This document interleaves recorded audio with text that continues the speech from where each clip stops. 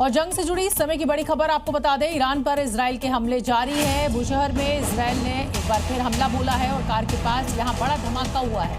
Car सवार को यहां चोटें भी आई हैं। लगातार ईरान भी मुंह तोड़ जवाब दे रहा है, उधर से इजराइल की बमबारी जारी।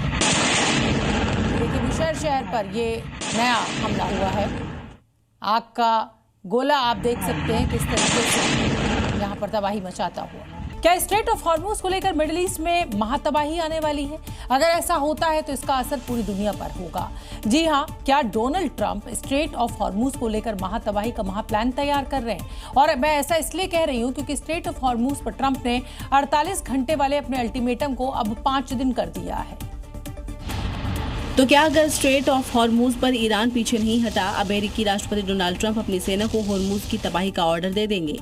यानी अब से कुछ घंटे बाद हॉर्मूज को लेकर मिडिल ईस्ट में महातबाही का ट्रिगर दबने वाला है। क्या ट्रंप हॉर्मूज पर महाबम गिराने वाले हैं? ऐसा इसलिए क्योंकि ट्रंप ने ईरान को स्ट्रेट ऑफ हॉर्मूज को खोलने का 48 घंटे का अल्टीमेटम दिया है। हालांकि उस चेतावनी के कई घंटे बीत चुके हैं, लेकिन ईरान टस से मस नहीं हुआ है। उल्टा ईरान ने ट्रंप को खरी खरी सुनाई है। ईरान ने कहा कि अमेरिका की इस गलती के भयंकर परिणाम होंगे। अमेरिका का हमला पूरे मिडिल ईस्ट को तबाह कर देगा, क्योंकि Iran Israel, Bahrain, Qatar, Saudi Arabia, Iraq और यूएई के पावर प्लांट्स पर हमले शुरू कर देगा। यानी ट्रंप की 48 घंटे की मोहलत पूरे अरब को अंधेरे में डुबा सकती है। साथ ही ईरान ने धमकी दी है कि इजराइल समेत पूरे अरब के डिसैलिनेशन प्लांट भी तबाह कर दिए जाएंगे। यानी तेल संकट के बाद अब अरब में पानी का संकट भी आने वाला है। स्ट्रेट ऑफ हॉर्मूज में ईरान की पहरेदारी के चलते दुनिया भर के 3200 से ज्यादा जहाज फंसे हुए हैं और ईरान को हॉर्मूज खोलने की धमकी देने वाले अमेरिका के करीब 5 बड़े शिप फंसे हुए हैं। वहीं फ्रांस के 52 जहाज स्ट्रेट ऑफ हॉर्मूज में फंसे हैं। जर्मनी के 25, ब्रिटेन के 20 जहाज हैं। कनाडा के 2 जहाज यहां फंसे हुए हैं। इजराइल इस रूट का इस्तेमाल नहीं करता, उसके 2 से 3 जहाज यहां फंसे हुए हैं। पश्चिमी देशों के करीब 300 से ज्यादा जहाज स्ट्रेट ऑफ हॉर्मूज में फंसे हैं। स्ट्रेट ऑफ हॉर्मूज पर ईरान के रुख ने पूरी दुनिया को संकट में डाल दिया है। अमेरिका की धमकी के बाद अब नेटो भी ईरान के कदम से बौखलाया हुआ है। अगर मिडिल ईस्ट की इस जंग में नेटो भी उतर आया तो महाविनाश होना तय है।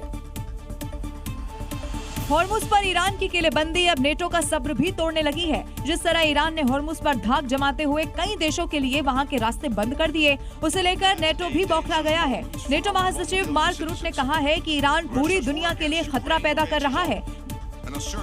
पहले जहां नेटो वेट एंड वॉच वाली स्थिति में था, अब तेल संकट खड़ा होते देख ईरान के खिलाफ जंग के मैदान में उतरने के संकेत दे रहा है। अगर ईरान हॉर्मूज पर अपने रुख पर कायम रहता है तो उसे 22 देशों से सामना करना पड़ सकता है।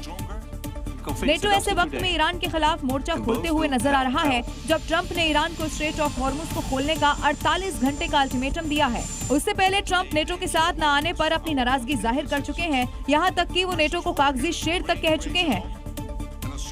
उधर ईरान भी साफ कह चुका है कि हॉर्मूज पर धमकियों से डरने वाला वो नहीं है। ईरान ने कहा कि उन्हें नक्शे से मिटाने वाली धमकी दुश्मनों की हताशा को बताती है। हालांकि ईरान ने कहा है कि हॉर्मूज सबके लिए खुला है, सिवाय उन देशों के जो उनकी धरती पर बारूद बिछा रहे हैं।